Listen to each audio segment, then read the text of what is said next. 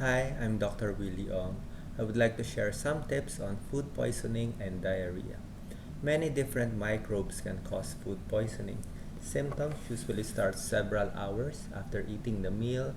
Then you could get abdominal pain, diarrhea, nausea, and vomiting. Sometimes the patient gets high fever.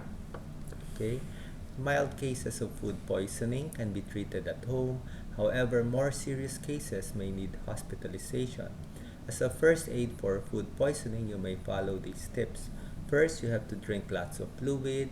You may drink clear soup, juices, and water.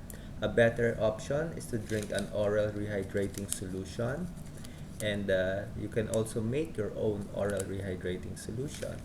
By preparing a glass of water, you can add 2 teaspoons of sugar, 1/4 teaspoon of salt or less. You mix it and then you drink it.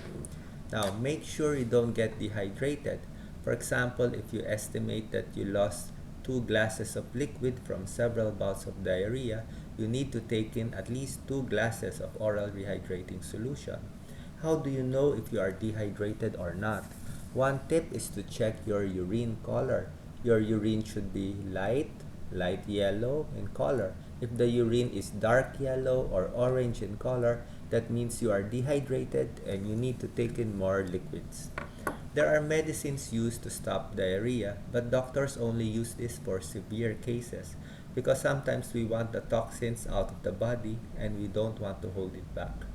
Another tip is to choose foods that are easier to digest, like the brat diet for banana, rice, applesauce, and toast. Okay? Try to avoid dairy products, spicy foods, fatty and oily foods, which could irritate your stomach. Try to eat slowly, little by little. Try to hold the food in so you can get your energy back. And last tip is to lie down and to rest most of the time to conserve your strength.